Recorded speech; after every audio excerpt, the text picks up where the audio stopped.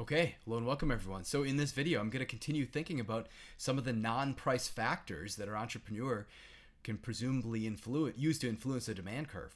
So in this case, we're thinking specifically about product design. So the basic idea is you've got some characteristics of your product that you're able to manipulate. You're able to think about, well, what level of this particular quality am I going to offer? And there's a couple of different things to think about. Firstly is the fact that the different characteristics, the different bundle of characteristics that you offer is important for distinguishing and differentiating your product from rivals. The other thing is, obviously, if you're going to offer different versions of the product, this is relevant for the second degree price discrimination discussion we had earlier on in the Advanced Pricing 2 lecture. And then lastly, is the application to costs, realizing that different levels of quality or different types of features are going to incur potentially different fixed costs or different variable costs to produce. And so these are all some of the relevant considerations, but the basic idea is, yeah, typically you've got some choice over the characteristics that you're going to offer. In the case of cars, well, the size, horsepower, miles per gallon, or in the case of Tesla, right? In the case of restaurants and retail stores, thinking about the location or thinking about the products. So you can choose locations subject to availability and affordability. You can choose products based on how you're going to arrange what type of niche you're going for. In terms of computers, yeah, choosing different types of important characteristics and sometimes offering consumers choices over some of these aspects. And so on and so forth. So the idea is there's a lot of different characteristics that are going to be relevant in terms of actually product positioning, thinking about how the product's going to be designed. All right, so we often divide or distinguish our product characteristics between two categories. So this is actually separate from previously what I talked about in the advertising lecture, which involved search versus experience characteristics. Now I'm thinking about the distinction between vertical characteristics and horizontal characteristics. Vertical characteristics are those typically thinking about things like quality. These are things where consumers are always typically going to agree more is better. So the idea is, well, all customers are typically going to agree that the higher quality product is a better product. Now, does that necessarily mean that they're going to buy it? Well, no, they're going to compare that relative to its cost. But other things equal, people are going to agree, yeah, in the case of the better made product or the higher quality or the more services, it's going to be vertical characteristics. We're going to agree that those which is going to be best. Case of horizontal characteristics, well, now we're thinking about things where there's different varieties and people have a difference of opinion on. It could be something like geographic location, but typically if I think of horizontal characteristics, I'm thinking of different colors, different flavors, thinking about walking down the cereal aisle and seeing all the horizontal differentiation, right? You see all the different flavors in which, think of one brand of your favorite cereal, a decade, 3 decades ago, I was a little kid, you get one version of everything. Now you can get a dozen versions of the same cereal. They put, we'll flavor it with this, or we'll flavor it with that, or we'll try the flax version or whatever. So there's a million different things. That's all differentiation in terms of horizontal characteristics. All right, and this is actually further distinguished from horizontal integration and vertical integration. So you think of horizontal integration, think of a merger between rival firms. You think of vertical integration, you think of firms capturing more of what's necessary for their own supply chain, such as an example of horizontal integration or a horizontal merger would be UPS and FedEx. An example of vertical integration or some type of vertical merger would be Amazon and UPS. So all right. Vertical characteristics, we're thinking about something different. Here we're thinking about different levels of quality, for instance, different levels of differentiation within a particular product category. Horizontal characteristics, we're thinking about different flavors, different varieties. All right, good. So the primary issue in thinking about vertical characteristics is the trade-off between, well, consumers are going to agree that this is a better product, but it's also going to cost more. So the question is the increased demand worth the extra cost? And we can write out demand for the product, demand as a function of, well, price, and then whatever is our investment in quality. So you can think of S as the value of the vertical characteristic, meaning higher S is higher quality products. Our costs are therefore going to be a function of the fixed costs associated with producing higher quality plus whatever is going to be like the variable portion, a quantity times our marginal cost of the additional quality. If it's the case that our quality, our level of the S characteristic, our quality is going to affect only the fixed cost, situation looks a lot like just the advertising analysis we did, or the analysis to find the optimal advertising level. In this case, you'd measure S as dollars spent on the vertical characteristic, and it would just look just like where we are measuring A as dollars spent on the advertising characteristic. Now, if S affects both fixed and marginal costs, there's the same basic idea. You'd still take a derivative, and then you'd find the optimal level of S, the optimal level of quality. And then again, as I mentioned at the outset, remember there's this possibility of different levels of quality, such that this might be relevant for second-degree price discrimination, offering multiple quality levels, which then indeed might have different cost levels behind them. Now, with horizontal characteristics, typically we're not thinking of the costs between the different varieties being very substantial.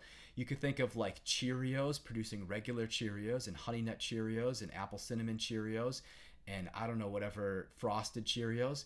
The difference in cost between those is going to be relatively minimal, especially for the single firm. There's some degree of economies of scope there. Economies of scope is where it's cheaper for one firm to produce a lot of different varieties of the same product, conditional on already having produced it. The other interpretation of economies of scope is that it's like cheaper for one organizational structure to produce a lot of different types of products. That'd be like an argument for conglomerates. Anyway, so with horizontal characteristics, the idea is the individual varieties aren't typically very costly to add these additional variants. But what we're going to do here, let's just think of cost being the same for whatever bundle of characteristics. And now we want to think, well, how do we think about what the customers are actually going to want? How do we think about what are going to be their preferences? And how does our choice of characteristics affect competition between you and your competitors? This is the key. Well, I'm going to argue that these here are the two crucial considerations when making our strategic decisions on the characteristics, on our horizontal characteristics anyway. So I'm going to think about this in terms of Hotelling's linear city model. So think of a linear city, and this is like a situation where people are on this unit interval. You could think of like the beginning of it at point 0 and then a mile down the beach or whatever, or a mile down the road, and then people are going to be uniformly distributed along the city block or along this beach or whatever, and you want to think of where am I going to put my ice cream stand, for instance. You could also think of this in 2 dimensions. You could think of 2-dimensional city, same idea. You've got this square, maybe you've got a length and a width, and you could think of people being uniformly distributed across this actual city block. You know?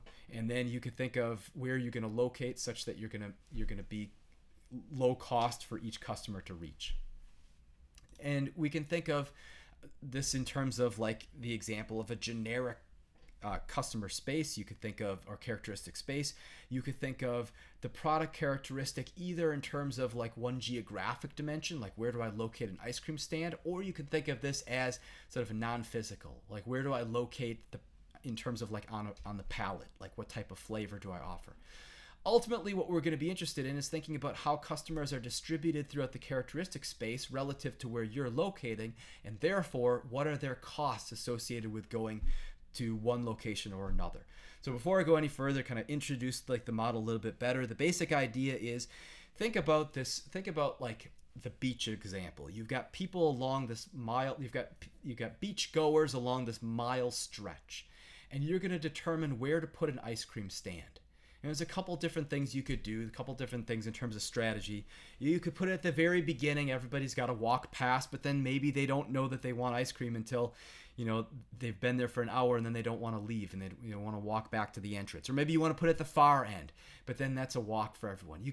Maybe you want to put it at the middle, and then you're going to be kind of close to everyone. The basic idea is like, where do you want to optimally locate where people are paying for the product, not only just in terms of the actual price, but in terms of the transaction costs associated with getting the product. So walking to this ice cream stand from your beach towel or something like that, right? You can also think of the same application in terms of the additional cost a person incurs getting a flavor that's not exactly their favorite, right? And so I had gone to an economics conference in Banff, and I was at the Banff Center. This is for the Canadian Network of Economic History, and I presented a paper, and they had some of the best coffee I'd ever had. It was kicking horse coffee, and they have a couple different varieties. And I realized, oh, you can buy it on Amazon. So I did, and I got 3 different versions of it. And one of them was the type that I remembered, and it was awesome. It was just exactly what I remember from the conference. Another one was adjacent to it, but not exactly the same. When I had that coffee, it was good, but there's this little cost, like I was incurring this additional cost because it wasn't exactly the flavor that I was expecting, nor that I actually really liked. And so you can think of that additional sort of annoyance or that additional transaction, that additional cost to me for having the coffee that's not exactly my favorite. It's kind of like having to walk a couple extra steps, or maybe quarter of a mile or tenth of a mile to the ice cream stand versus having the ice cream stand right there in front of you. Right? So you can think of the cost that customers endure based on how far, either literally or figuratively, your product is from their expectations or from their physical location. All right, so there's 2 primary considerations for your choice of location, either geographically or this characteristic space that I was just now describing.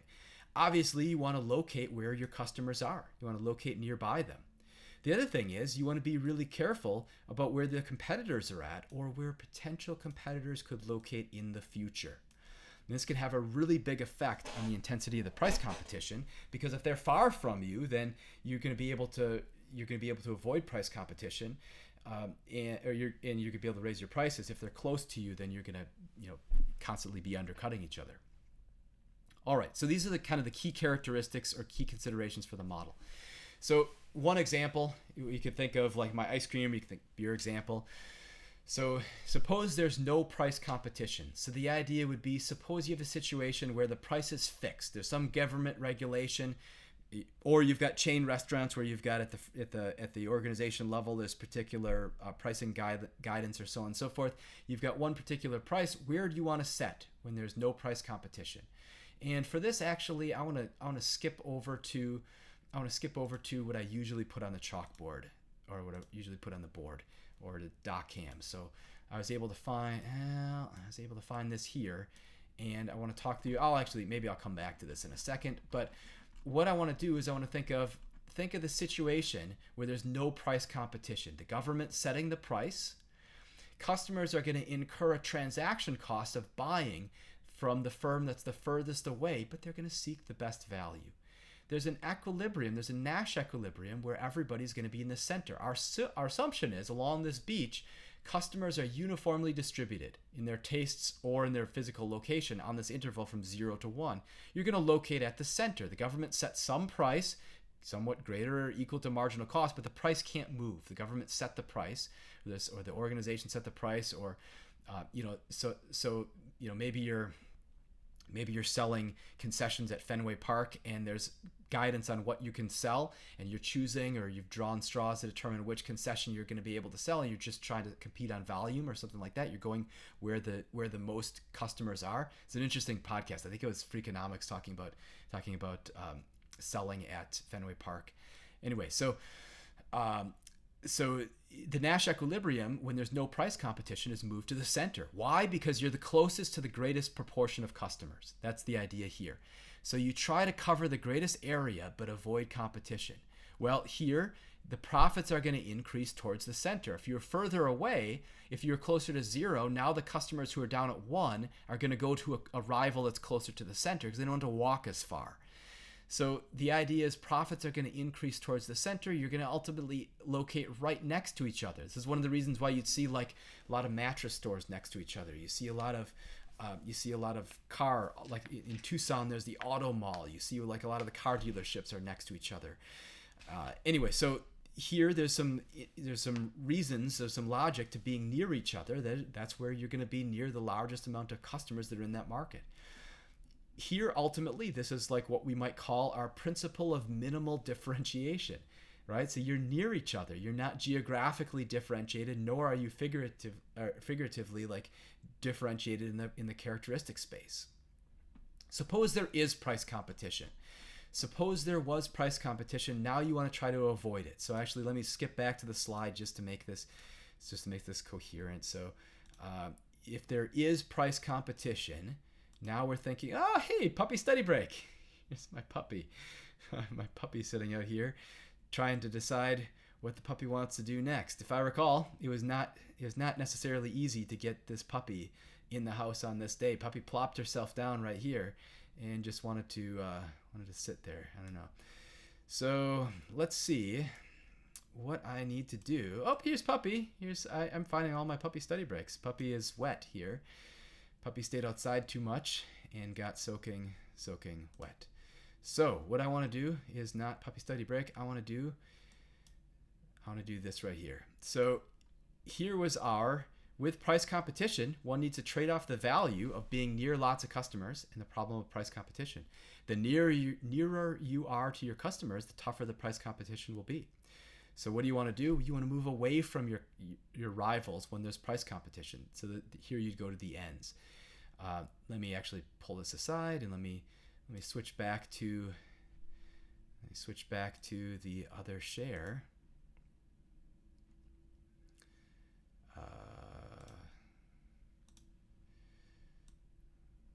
So that was puppy study break. Good. All right. So when we have price competition, you want to avoid the tough price competition. You go to the two endpoints. This is going to be what we'll call our principle of maximal differentiation. And so you want to be at the endpoints. Why? Think about what's going on here. You are changing. You think about your location, your physical location, as product differentiation, right? And how do you get away from stiff price competition? Well, think about our perfect competition model. It relied on identical products.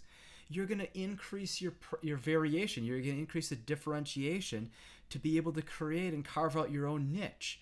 And it's this product differentiation that's going to allow you to be able to charge higher prices, because now customers are going to view, by virtue of your extensive differentiation from your rivals, there is being relatively few close substitutes. And that's why you're going to be able to have higher prices. So product differentiation is what we see here. You're avoiding tough price competition by moving to the endpoints. This is our principle of maximal differentiation. The last thing I want to do is, suppose you could deploy two different brands. So suppose you have two different brands that you're able to deploy. This would be like an entry deterrent strategy through product proliferation. So suppose you end up locating, you're dividing up the spectrum. Maybe you locate at like 1/3 and 2/3. And now you've carved up the area where a rival can come in. They'd have to come in the third between 0 and 1/3, or the middle third, or the last third. So if you divide up the spectrum, it can make it more difficult for a rival to gain traction. And so this would be thinking about offering different product varieties. There's less space in this product characteristic space or geographically for rivals to come in and not be in head-to-head competition with you. The last thing I said is, or last thing I've got in here is, what if our assumption of uniformly distributed customers is a bad one? What if customers are at different mass points? I'm trying to move this around a little bit. So what if we have customers clustered at like this point, like 1/3 and 3/4 or something like this? Now there's much less reason to locate in the middle. You want to think about where the mass point of customers are. Keeping in mind, remembering, our customers are going to incur transaction costs or some level of distaste when purchasing from the firm that's further away. So you want to think about, what does the actual distribution of customers look like? That's all. This is all just to say, you want to think about, what are the actual transaction costs customers are incurring to purchase from you. Is it the case that customers are uniformly distributed on this measure, and then by going to one extreme or the other, you can avoid your rival, or you can avoid competition from your rival? Or is it the case that customers are clustered within a particular band of the spectrum, in which case, to get away from your rival, you might want to just be at one end or the other of this particular mass point? Hard to say. And so this is things where you'd have to do kind of a lot of experimentation to learn about what your demand curve and what the tastes and preferences of customers actually look like.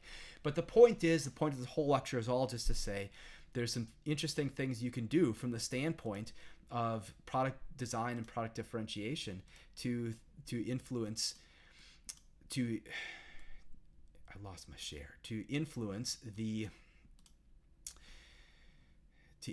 competitive